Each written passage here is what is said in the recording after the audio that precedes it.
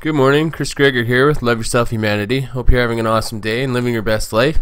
This is me running my taping tool. I call it a bazooka. That's what I grew up calling it, so that's what it's called as far as I'm concerned.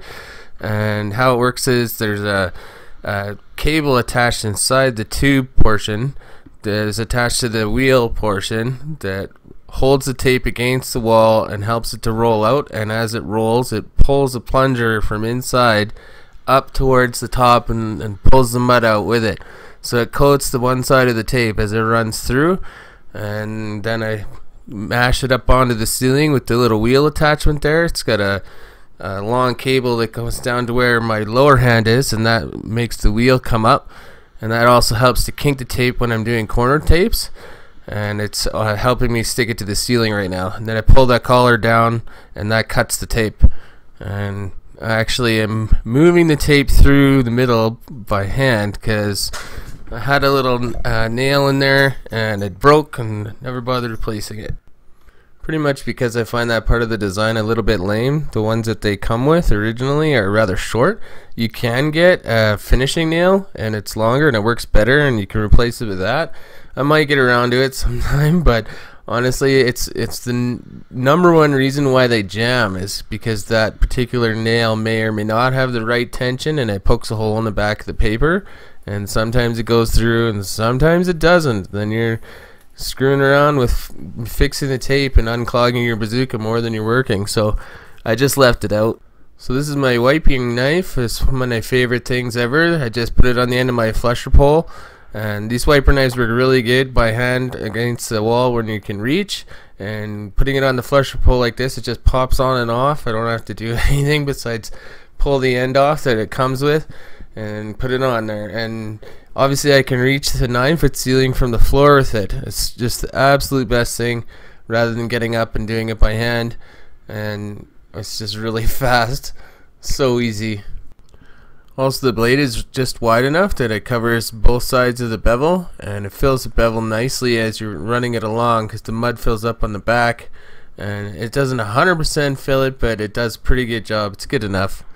So you can see I'm wiping from the middle towards each end. That's how I stretch the tape to make it as flat as possible. Plus there's a wave of mud underneath the knife and it's moving along, and you wouldn't want it to bunch up in the middle. If I went from one end towards the middle, then it would leave a ripple.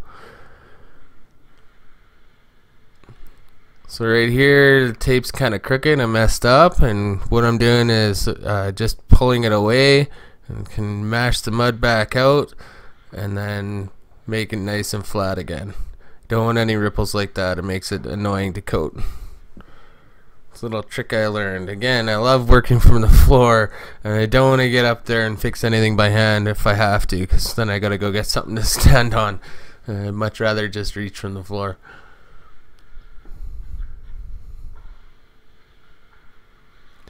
The other reason to start in the middle is so that it doesn't bunch up as you're starting. It's the best place where the tape is kind of stuck down a bit, and that way it doesn't move while you're moving with it. If I started on the end would probably flip up. Here's another trick. This tape is just a little too long, so just make sure that it's tucked into the corner.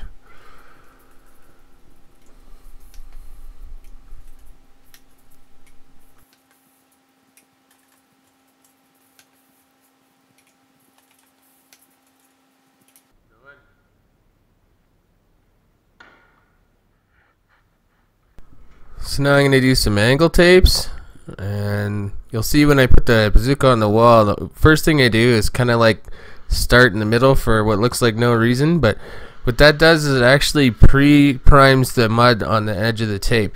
By rolling the roller just a little bit, like 2 inches or so before I start, it makes some mud come out without the tape coming out, and that way I can be sure that the bottom of the tape at the beginning is nice and wet.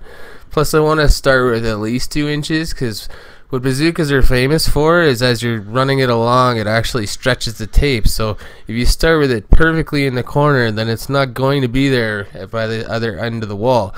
The longer the corner you're doing, the more that tape's going to stretch and pull away from the wall. So you got to learn approximately how much extra to start with, and that way it'll go end to end.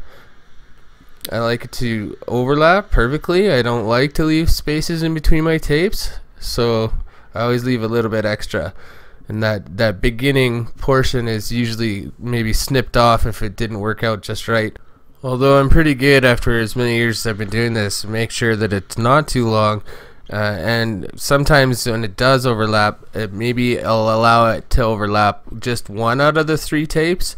If there's a especially big hole in the 3-way, I don't mind that, and I can usually make it look pretty flat. But if more than one of them overlaps, I'm definitely going to snip it off, because I don't like it building up and making my corner worse than 90 degrees or not 90 degrees.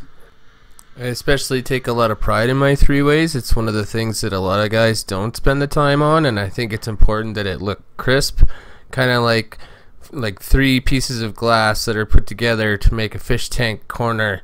That's how square you really want it to look. If you can get it that good, then that's how you can tell you're a pro.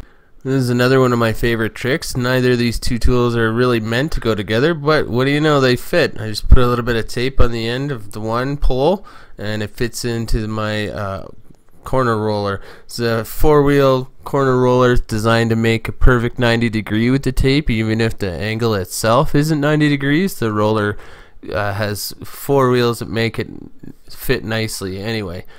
And it's supposed to be extendable, the roller handle itself, but it broke a real long time ago, and the roller itself is really expensive, and it still works awesome. So instead of having it extend in and out, I just fastened it to be solid, and as you can see, I can still reach 9 feet rather easily when I attach it to my flesher pole. So it works really good. I just pop it off or on. If I need to be in a closet, I can pop it off, and it can reach real short, small distances, or put it together and run it along the 9-foot ceiling. So I'm actually really happy with it the way it is. So I just go top down and then bottom up. Mud always smooths out better when you go over it twice, because it's got a heavy surface tension. It just smooths out better, and you've gone back and forth. And I pull the mud out of the 3-way and towards the other side, and then when I come bottom up, I actually pull off just before the 3-way. Once I'm done, I'll get up on stilts and I'll do the 3-ways after by hand. Make sure they're nice and square, tucked in. So I'm sure I'm going to show more taping in the future, more or less. I hope you like this video. It's just a bit for you. Like and share. Have a good day, guys.